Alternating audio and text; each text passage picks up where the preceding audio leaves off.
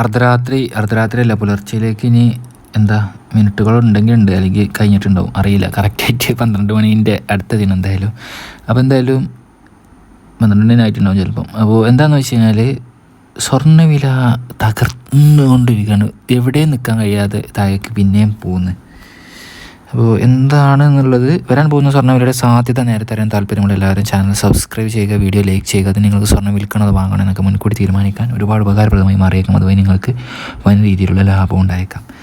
അപ്പോൾ പ്രശ്നങ്ങൾ എന്ന് വെച്ചാൽ റഷ്യ ഉക്രൈൻ യുദ്ധം എന്തെങ്കിലും ഡാറ്റകളൊന്നും പ്രധാനപ്പെട്ടില്ല, പിന്നെയുള്ള ജിയോ പൊളിറ്റിക്കൽ ടെൻഷൻസാണുള്ളത്. അതിന് മുമ്പ് പറയാട്ടെ, എത്രയും പെട്ടെന്ന് എല്ലാ ജിയോ പൊളിറ്റിക്കൽ ടെൻഷൻസും മാറി സമാധാനത്തിലേക്ക് വരട്ടെ, എല്ലാ രാഷ്ട്രങ്ങൾക്കിടക്കും സമാധാനം വരട്ടെ എന്ന് പ്രാർത്ഥിക്കുന്നു. ഓക്കെ, എന്നിട്ടാണ് ഇന്ത്യയിൽ നിന്ന് പറയാൻ തന്നെ ഉള്ളൂ, കാരണം അത്രമാത്രം നിരപരാധികളാണ് കൊല്ലപ്പെടുന്നത്. അപ്പോൾ ഇന്ത്യയിൽ പറഞ്ഞ റഷ്യ ഉക്രൈൻ യുദ്ധത്തിൽ എന്താണെന്ന് വെച്ച് കഴിഞ്ഞാൽ അവിടെ സമാധാനം ഒന്നും ഇല്ല, സമാധാനം ഫോം ചെയ്യുന്ന അവസ്ഥയിലേക്കൊന്നുമില്ല. പുടിൻ പറയുന്നു അവരുടെ ഇതൊക്കെ എന്താ ലക്ഷ്യങ്ങളൊക്കെ നിറവേറ്റി എന്നൊക്കെയാണ് പറയുന്നത്, അല്ലാതെ അവിടെ എന്താണ് സമാധാനം അവിടെ രൂപപ്പെട്ടിട്ടില്ല.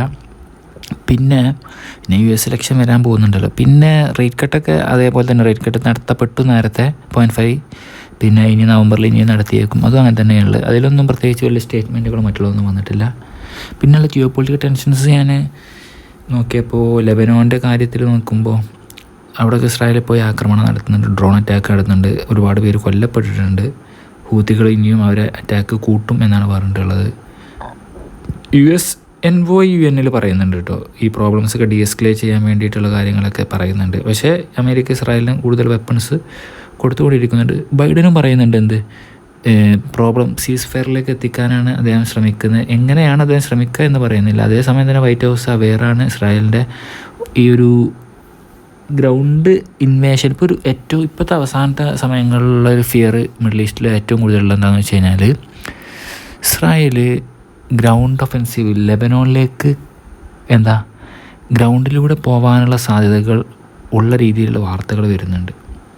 കിടക്കോ ഇല്ലേ എന്നില്ല, ഗാസയിൽ തന്നെ കടന്നിട്ടുണ്ടായിരുന്നു, അറിയാമല്ലോ. ലെബനോണിലേക്ക് കടന്നു കഴിഞ്ഞാൽ എങ്ങനെയാവും എന്നുള്ളതൊന്നും അറിയത്തില്ല. അപ്പോൾ ആ ഒരു വലിയ ടെൻഷനുണ്ട്. ഹിസ്ബുള്ള പുഷ് ബാക്ക് ചെയ്യും അങ്ങനെ.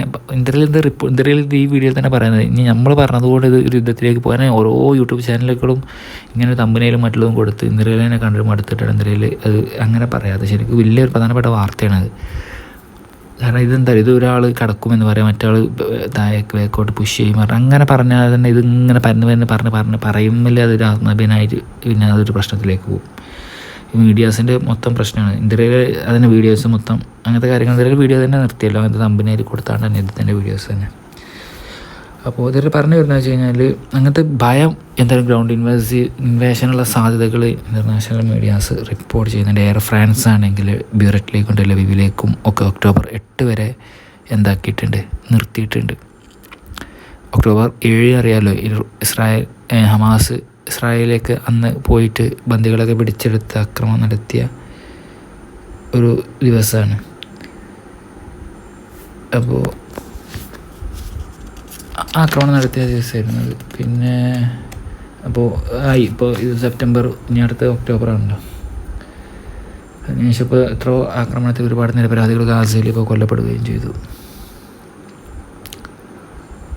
അപ്പോൾ ഗോൾഡ് 2629 അങ്ങനെ താഴേക്ക് ഇങ്ങനെ വന്നുകൊണ്ട് നിൽക്കുക. 2628, 27 അങ്ങനെ വരുന്നുണ്ട് താഴേക്ക് ഗോൾഡ്.